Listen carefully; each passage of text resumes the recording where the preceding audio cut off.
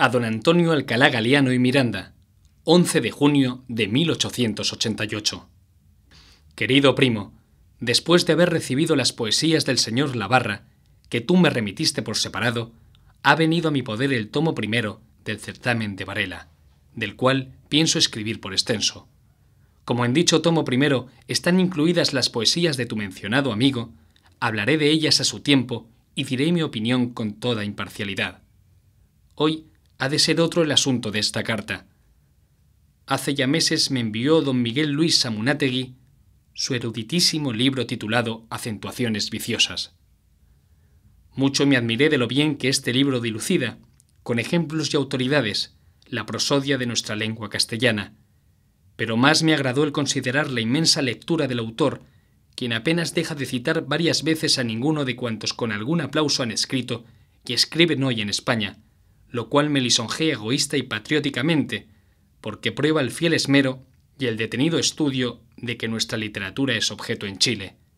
Esmero y estudio que dan ya y han de dar con mayor abundancia frutos sazonadísimos y castizos en aquella nueva floreciente república.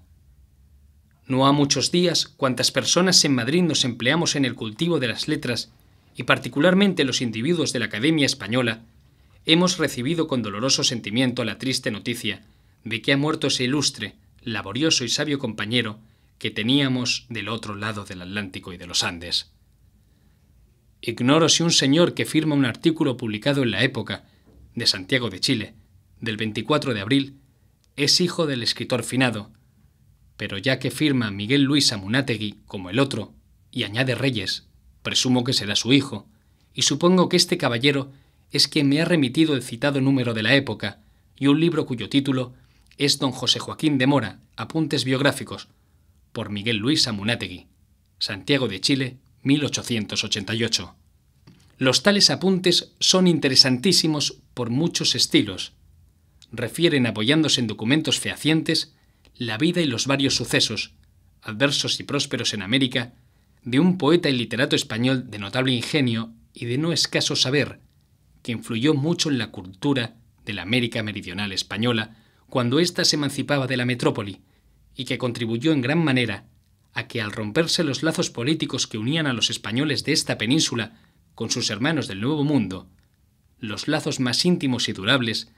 que tejen el habla y la civilización idénticas viniesen a estrecharse más y a fortalecerse. Los apuntes tienen gran valer para la historia literaria y política de Chile y de otras repúblicas hispanoamericanas. Recrean y divierten como una novela de aventuras y nos presentan un vivísimo cuadro de las ideas, pasiones, contrapuestas doctrinas y tendencias que se agitaban en la primera mitad de este siglo en el seno de toda la sociedad española, de la gente de nuestra lengua y sangre, así por acá como en el gran continente de que el Atlántico nos separa.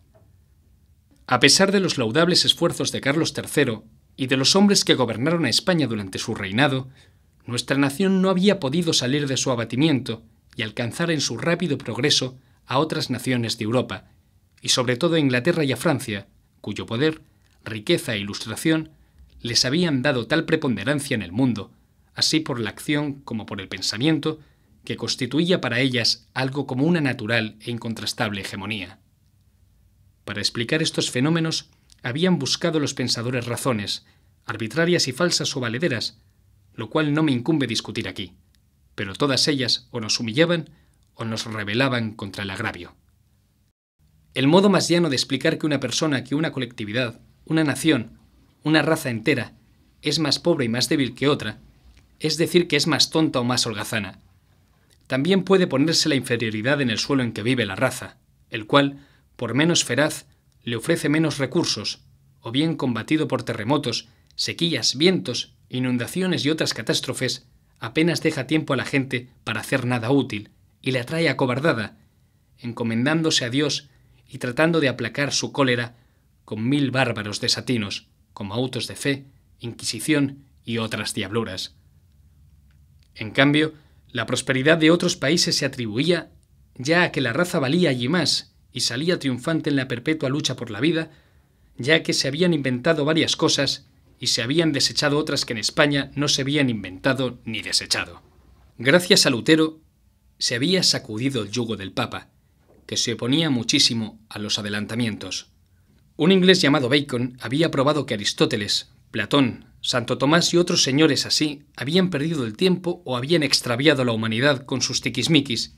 y mostrando el recto camino del saber, que es la observación, como si antes que él nadie hubiera observado, había sido causa de los más prodigiosos descubrimientos de las leyes de naturaleza, y varios franceses, sobre todo Voltaire y los enciclopedistas, habían despejado el camino del progreso, barriendo los estorbos y tropiezos de superstición y de temores ultramundanos que impedían transitar por él. La decadencia de España se atribuía a todos nuestros errores y a nuestra absurda conducta, y se ponía en caricatura nuestra historia. Exasperados así el patriotismo y la soberbia de los españoles, hubo de acrecentarse el número de los que aceptaban con amor todo lo pasado, no sólo como había sido, sino trastocado por la caricatura que hacían de él los extranjeros, y sin reparar tampoco en la inoportunidad anacrónica de renovarle en nuestro siglo. Los que, reconociendo lo bueno y grande de nuestra civilización castiza, aplaudían las novedades extrañas y querían introducirlas en nuestro país sin renegar de lo pasado, fueron en un principio los menos. Fueron los más los que juzgaban dañosas y vitandas las novedades todas. Y de aquí nació un modo de ser verdaderamente calamitoso e insufrible, sobre todo en los dos periodos de absolutismo, del año 1814 al 1820 y del 1823 al 1833. Así se comprende, y aunque no se absuelva, se atenúa el pecado en que por aquellos tiempos incurrieron varios españoles, sabios o semisabios, de despreciar y aun de aborrecer a su patria, y hasta de mover como podían cruda guerra contra ella, colmándola de improperios, sobre todo desde la emigración, voluntaria o forzosa. Los dos más famosos ejemplos de este coriolanismo literario inerme y especulativo, que llegó hasta la locura, los dieron el abate don José Marchena y el canónigo de Sevilla, don José María Blanco, en que el odio que cobró a España no es tan censurable, ya que Blanco no era de casta española, sino hijo de un caballero irlandés llamado White. Amigo de Blanco White, y secuaz suyo en esto de odiar o menospreciar a España, fue durante años el señor don José Joaquín de Mora, cuya vida ha escrito Munátegui. La lectura de su libro me ha sugerido las anteriores reflexiones antes de hacer aquí, como pienso hacer, un brevísimo extracto de dicha vida, sobre todo de aquella parte de ella que pasó en América. La verdad es que Mora, aun a despecho suyo, en su furor contra España, la sirvió y la valió, y aun la honró con sus trabajos y con sus escritos, por donde merece que se olviden o se perdonen sus injurias, y que por el bien que hizo le demos gratitud y alabanza. Peor que con España se condujo Mora con Chile, su patria adoptiva, donde le protegieron, le consultaron como un oráculo, le ensalzaron como un genio civilizador, y de donde el partido contrario al suyo, cuando subió al poder, le arrojó con dureza.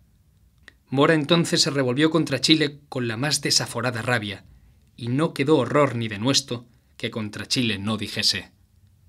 Chile, no obstante, la Beocia americana, aquella tierra de pillos y de brutos, como Mora la llamaba, no contenta con perdonarlo todos sus denuestos, le celebra y ensalza hoy, y en su prosperidad y florecimiento saluda a Mora como un bienhechor y se le muestra agradecida. Olvidémonos, dice Munátegui al terminar su curiosísimo libro, de la pesada palmeta y de la tremenda disciplina que don José Joaquín de Mora esgrimió a diestro y siniestro, no contra discípulos incorregibles, sino contra todos los chilenos en general, para recordarnos solo de sus servicios y de su ingenio. Me parece que en España no debemos ser menos generosos que en Chile, y que debemos también olvidar las injurias y las infidelidades contra la patria para celebrar también a Mora por sus trabajos, por su saber y por su talento. Los extravíos y faltas de Mora, así para los españoles como para los chilenos, ofrecen además circunstancias atenuantes que deben tenerse en cuenta. Mora, durante casi toda su vida, que no fue corta, pues nació en 1783 y murió en 1864, anduvo empeñado en empresa punto menos que imposible, la de vivir holgadamente con el producto de sus escritos y de su ciencia no práctica, como la del abogado, el cirujano, el boticario o el médico. Su pertinaz pobreza, en medio de tantos afanes intelectuales y contraponiéndose a su mérito real, exagerado por su amor propio, hubo sin duda, con mucha frecuencia, de exacerbarle la bilis. La moraleja de esto no es afirmar que los poetas, literatos y filósofos tengan disculpa y aun cierta venia fundada en los anteriores considerandos, sino es afirmar que los que a tales oficios se dediquen deben tener, además, otro oficio más lucrativo, ya en el comercio, ya casándose con mujer rica, ya siguiendo lo que se llama una carrera. Y si no lo hacen o no logran bienes de fortuna por estos u otros medios, deben contentarse, y si fuere menester alimentarse, de hojas de laurel y gloria pura. Los filósofos alemanes y demás sabios de por allí no se ha de negar que en esto nos llevan ventaja. Algunos hay o hubo y habrá que tal vez alborotan el mundo, trastornan las molleras de lo más selecto del linaje humano, difunden su influjo y su nombre, por cuantos son los climas y los mares, y viven con modestia en un camaranchón, o en la estrechez de un pupilaje, o en la servidumbre de algún freiherr o de alguna nadish grafín, a cuyo pimpollo sirven de ayo. No digo yo por esto que el enojo de los literatos, la sátira que tal vez nace del enojo más que del deseo de reformar las costumbres, y el azote con que poetas insolentes o sabios desabridos suelen fustigar a pueblos enteros, no sirvan a veces de espuela para que los pueblos que sienten el látigo se levanten de la postración. Sin duda que los versos amargos de Parini y Giusti han contribuido mucho al renacimiento de Italia, y sin duda que por idéntica manera las burlas de muchos extranjeros contra España, creídas, exageradas y repetidas por los españoles, han servido para que nos enmendemos y mejoremos, así como también las desvergüenzas de Mora contra Chile, estimulando y soliviantando a los chilenos, han valido más para que aquella república suba a la altura en que hoy está, que las lecciones benévolas que el dicho Mora dio en el Liceo, fundado allí por él para hombres, y que dio su ilustrada mujer en otro colegio que fundó allí para señoritas.